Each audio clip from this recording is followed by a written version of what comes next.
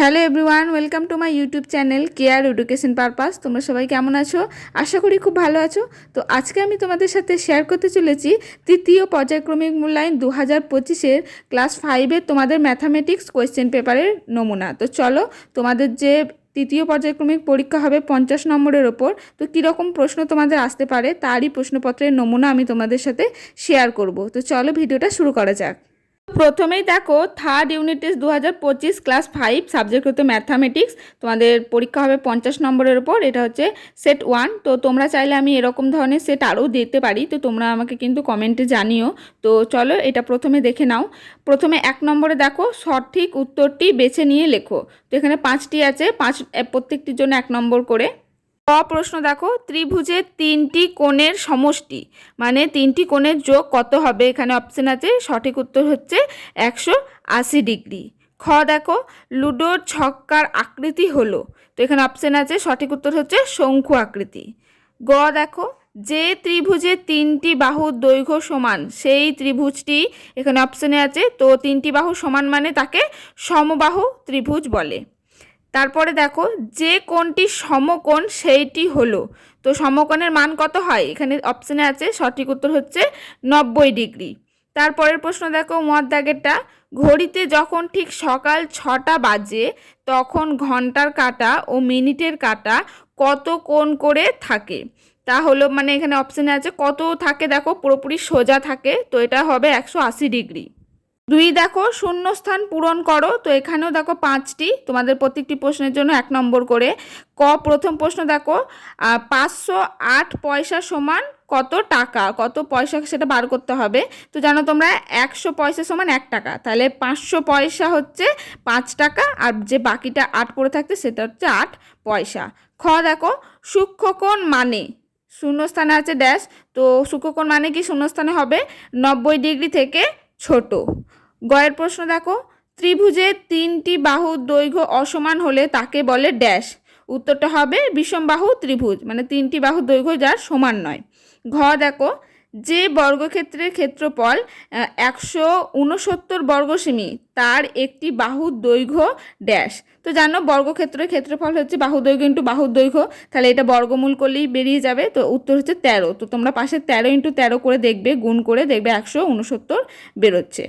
তারপরে দেখো, তোমার কাছে 18টি চকলেট আছে, আরও 5টি দেওয়া হলো, এখন তোমার কাছে কতগুলি চকলেট আছে? তো বুঝতেই পারছো এটা যোগ করতে হবে, 18 যোগ 5 সমান হচ্ছে 23টি। 3 নম্বরে কি করতে হবে দেখো, যোগ করো 2 × 3, মানে 3টি দেওয়া আছে তোমার 2 নম্বর করে, তাহলে 6। প্রথমে ক দেখো আছে 3/15 যোগ 4/15, এটা যোগ করে কি হবে দেখো, আমি এখানে করে দিয়েছি উত্তরটা। তো এখানে তোমাকে লসাগু করলে 15ই হচ্ছে, দিয়ে ওপরে তাহলে 3 যোগ 4, তাহলে হয়ে গেল 7/15। ভ দেখো আছে 307.50 টাকা যোগ 120.76 টাকা। তো এটা তোমরা পরপর ওপর নিচে করে যোগ করে নেবে। আমি দেখো যোগ করেছি, দেখিয়ে দিয়েছি, এখানে আমার যোগ করে বেরিয়েছে 428.26 টাকা। এটাও দেখো তোমাদের ভগ্নাংশে যোগ দিয়েছে 6/10 যোগ 5/15, তো এটাকে লসাগু করে 30 হয়েছে। তো জানো তোমরা এইটা পরপর যেটা বেরোবে, তাহলে 10-এর এদিকে হচ্ছে 3, তাহলে ওপরে 3 দিয়ে 6 গুণ করে হচ্ছে 18, আর এদিকে হচ্ছে 2 দিয়ে গুণ করে 10, তাহলে 18 আর 10 যোগ করে হচ্ছে দেখো 28/30, এটা কাটাকুটি যাবে, আমি কেটে কুটে দেখো উত্তর বেরিয়েছে 14/15।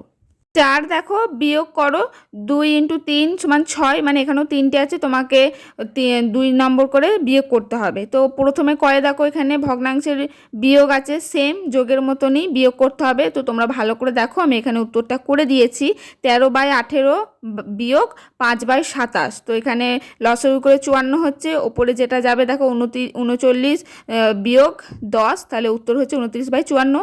খ দেখো, তোমাদের পূর্ণ ভাঙতে হবে, এটা দেওয়া আছে, এটাকে প্রথমে প্রকৃত ভগ্নাংশে বার করতে হবে, হচ্ছে 27/11 মাইনাস 5/3, তো এটাকেও লসাগু করে হচ্ছে তোমার 33, তাহলে 81 মাইনাস 55, তাহলে বিয়োগ করে হবে 26/33। ঠিক আছে, তোমরা এটা আস্তে আস্তে করো, যদি বুঝতে অসুবিধা হয় আমাকে তাও কমেন্টে বলো। তারপরে গ দেখো, তোমার 97.25 টাকা বিয়োগ 25.1 টাকা। এটাকে বিয়োগ করতে হবে, ঠিক যোগের মতো উপর নিচে করবে। যদি ছোট সংখ্যা হয় তাহলে 10 যেরকম ধরে বিয়োগ করতে হয় ঠিক সেইভাবেই বিয়োগ করে দেখো আমার উত্তর হয়েছে 72.07 টাকা। 5-এ দেখো ছোট থেকে বড় সাজাও, 2 × 2 = 4। তো এখানে কয়েকটা দেখো দশমিকে সব দিয়ে দেওয়া আছে, কোনটি ছোট থেকে বড় সেটা সাজাতে হবে। তো প্রথম দেখাতে কিন্তু একরকম লাগে, তো অঙ্কটাকে পুরোপুরি করতে হবে। সব হরগুলোকে কিন্তু এটা ভগ্নাংশ বার করে নিতে হবে, যে ভগ্নাংশ যেটি বড় তো সবগুলো কিন্তু সমান করতে হবে। তো দেখো এখানে সমান করার জন্য আমি উপরে 100 দিয়ে গুণ করেছি, উপর নিচে প্রথমটা, তারপরটা 10 দিয়ে, তারপরটা কিছু নয় বলে 1 দিয়ে, মানে সেম। তারপরে দেখো যেটা বেরিয়েছি সেটাতে এবার বোঝা যাচ্ছে যে কোনটা ছোট কোনটা বড়। দেখো 1000-3টা হচ্ছে সবার ছোট, মানে লাস্টেরটা, তারপরে হচ্ছে 1030, তারপরে হচ্ছে 1300। তো সেই মতো করে কিন্তু সাজানো আছে। তারপরে ক্ষয়েরটা দেখো সেম দশমিকই তোমাকে দিয়েছে, এটাকে পরপর ওরকম করে সেম সাজাতে হবে। যেহেতু নিচের হরগুলো সমান নয় তাই সমান করার জন্য আমি দেখো পাশে গুণ করেছি, যে গুণ করে যে উত্তরগুলো বেরিয়েছে সেটাতে তারপর বোঝা যাবে ছোট থেকে বড়। তো সেই মতো করে আমি কিন্তু সাজিয়ে নিয়েছি। এর দেখো সরল করো, 3 × 3 মানে 3টে আছে তোমার 3 নম্বর করে। প্রথমটা দেখো এখানে 1/7 যোগ 5/7, এটা একটা প্রথম ব্র্যাকেট, এটাকে তোমার যোগ করতে হবে, দিয়ে বিয়োগ আবার আছে 1/5 প্লাস 2/5, এটাও যোগ করতে হবে। তো দেখো পরপর আমি যোগ করে নিচ্ছি, দুটো ব্র্যাকেটের মধ্যে যোগ করে হয়েছে 6/7 বিয়োগ 3/5, দিয়ে ওটাকে আবার তোমাকে ঠিক সরল যেরকম লসাগু করে বিয়োগ করতে হয় সেই মতো করে করা হয়েছে। উত্তর হচ্ছে 9/35।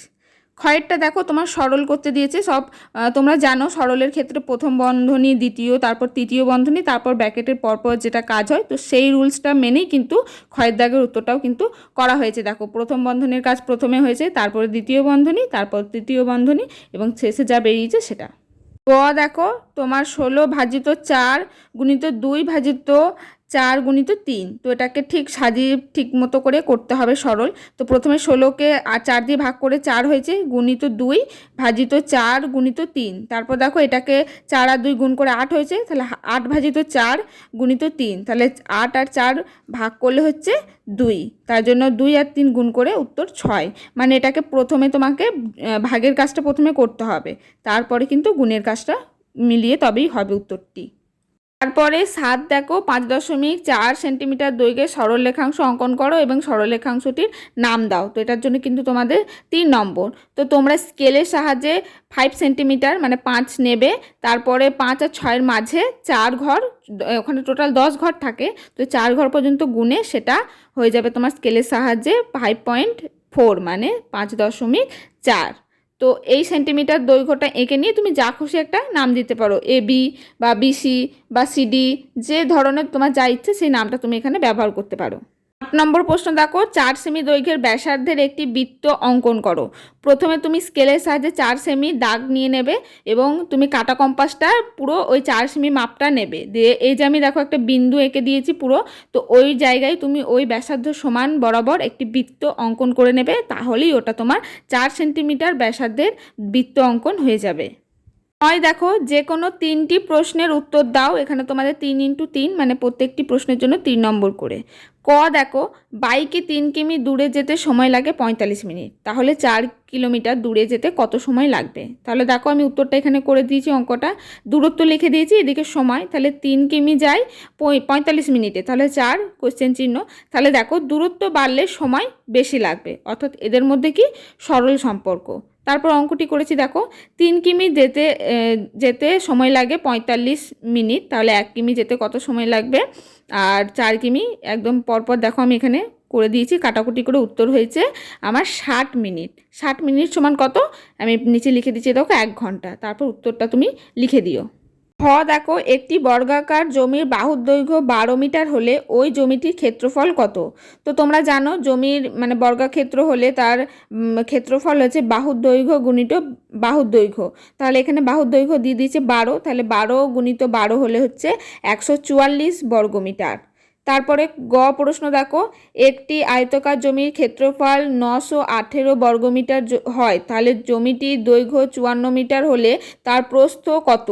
ফলে উত্তর দেখো, আয়তকার জমির ক্ষেত্রফল 918 বর্গমিটার, তাহলে দৈর্ঘ্য বলে দিচ্ছে 54 মিটার। তাহলে আমরা জানি কি ক্ষেত্রফল সমান হচ্ছে দৈর্ঘ্য ইন্টু প্রস্থ, তাহলে শুধু প্রস্থ বার করতে দিলে কি ক্ষেত্রফল ভাজিত দৈর্ঘ্য করলে কিন্তু হয়ে যাবে।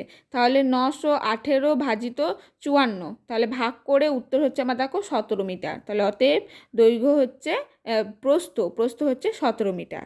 ঘ দেখো, তো 3 সেন্টিমিটার এবং 6 সেন্টিমিটার এবং 9 সেন্টিমিটার দৈর্ঘ্যে সরলরেখাংশ দ্বারা ত্রিভুজ অঙ্কন করা সম্ভব কি, যুক্তি দাও। তো এটা কি সম্ভব? তো প্রথমেই দেখো একটা সূত্র কি আছে, ত্রিভুজের দুটি বাহুর যোগফল তৃতীয় বাহু অপেক্ষা বড় হয়। যদি বড় না হয় তাহলে কিন্তু সম্ভব নয়। যেমন এখানে দেখো 3 আর 6 যদি যোগ করি তাহলে হচ্ছে 9 সেন্টিমিটার, আরেকটি যে 9 সেন্টিমিটার আছে, তাহলে দুটো তো সমান হয়ে গেল। তাহলে কি ত্রিভুজ আঁকা সম্ভব? তাহলে কিন্তু ত্রিভুজ আঁকা সম্ভব নয়। তাহলে আমি লিখে দিচ্ছি দেখো, সুতরাং 3 সেন্টিমিটার, 6 সেন্টিমিটার, 9 সেন্টিমিটার দৈর্ঘ্যে সরলরেখাংশ দ্বারা ত্রিভুজ অঙ্কন করা সম্ভব নয়। তাহলে এই হচ্ছে তোমাদের টোটাল দেখো 50 নম্বরের ওপর ক্লাস 5-এর ম্যাথ, মানে তোমাদের যে কোয়েশ্চেন পেপারের নমুনা 2025-এর জন্য তৃতীয় পর্যায়ক্রমিক মূল্যায়ন তোমরা যারা পরীক্ষা দেবে, তো তোমরা এটা ভালো করে প্র্যাকটিস করো। এরকম যদি আরও প্র্যাকটিসের চাও তাহলে কিন্তু আমাকে কমেন্টে অবশ্যই জানিও। আজকের ভিডিওটি এই পর্যন্তই। যদি ভিডিওটি ভালো লাগে একটি লাইক করে দিও, আর চ্যানেলে নতুন হয়ে থাকলে সাবস্ক্রাইব করে পাশে থেকো।